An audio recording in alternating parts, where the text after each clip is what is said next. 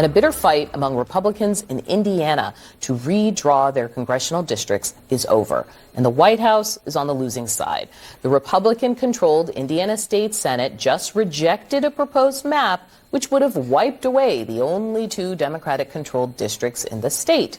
Now, this is a blow to President Trump, who had lobbied hard in recent weeks to pass the maps. Some Indiana Senate Republicans who voted no said the entire process was ruined by over-the-top pressure. Threats of primaries, threats of violence, acts of violence. Friends, we're better than this, are we not? You wouldn't change minds by being mean. And the efforts were mean-spirited from the get-go. I very frankly, I wish that President Trump would change his tone. After the vote went down in flames, the president did not change his tone. He also distanced himself from the effort altogether. I wasn't working on it very hard. Would have been nice. I think we would have picked up 2 seats if we did that.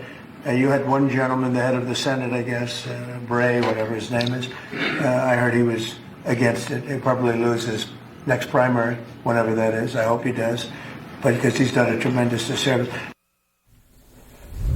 So the group chat is back. Anytime there are Republicans who do not do what is asked for them by Trump, I want to know why. I just do, right? Because there's no incentive politically for them, the way things are, to do that. And that state lawmaker, Leisig, I want to show her. She was sort of like, it was mean-spirited. Earlier, she had posted on Twitter, my house was the target of a pipe bomb threat, the result of D.C. political pundits for redistricting. And she posted a picture of herself that said, I will not cave. So the writing was on the wall from the last couple of days.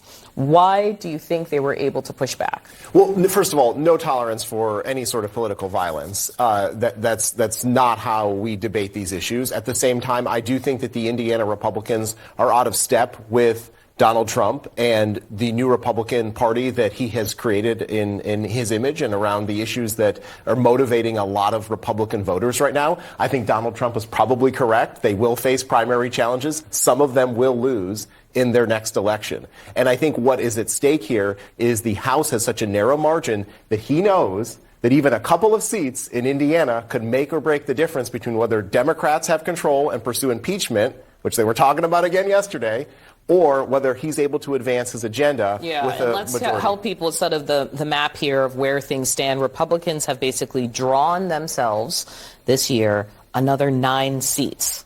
Democrats have drawn themselves another 6 seats.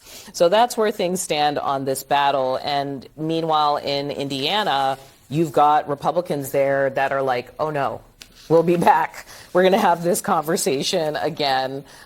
Jerusalem, I'd love to get your point of view. Yeah, I mean, I think there are so many cross pressures here, right? Because at one level, Trump is a lame duck president. And lame duck presidents always see diminished power to push their party in their direction because people know you're not really going to be defining the terms of the next major election. And so I think that's a part of why you're seeing this diminishment of his control. But I think on top of that, with redistricting, there are a lot of incentives for incumbents not to want to see redistricting because your current district is often the place where you've won. And so it's quite difficult to expect someone to go like, well, maybe for the good of the party, I will give up my own seat. Like, that's a hard thing to ask someone. And then to do it in a way that's going to get their hackles up, which is already sort of like treating them almost like a servant. Like, not just like, hey, like, I would like to persuade you. What if you use language like this? I'm going to play for you, Indiana lawmaker who's upset about what happened. Let's play it. The folks that are trying to push me to vote for this are now have turned their anger at her, unfortunately. But it's at some point we have to stand up, and you can't validate slurs like that and rhetoric like that, because how do we expect our children to not use terms like this, to be respectful of each other, when the most powerful person in the world is using them?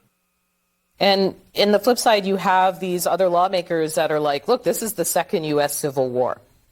That Yes. like the language between let us appeal to our better angels and we're going to war is like pretty striking. It's pretty striking, and Indiana said, we are out. Unsubscribe. So, unsubscribe. This has been a race to the bottom since Texas. Everybody is frantically trying to gerrymander. It stinks. It is not a good way to do politics. You say that as a voter or I say that as a voter. Okay. And Indiana, I think what the Indiana Republicans did was heroic. I really do. It makes me want to say the Pledge of Allegiance. Like, they said, don't threaten us. And they also said, and this I think has sort of gone unnoticed, it does not make sense to redraw these maps. There is no reason to redraw these congressional maps. If there were, you would also be redrawing the Senate maps. But you don't want to do that because this is purely partisan politicking. There is no reason to do this. Now, President Trump was sort of like, I didn't work too hard on this one. But at one point, there was threats to strip federal funding from the state if they didn't do it. So my next question is going to be, what are we going to see? Is there actually going to be punishment, or do they take the L? All right, you guys, I want to turn to something else.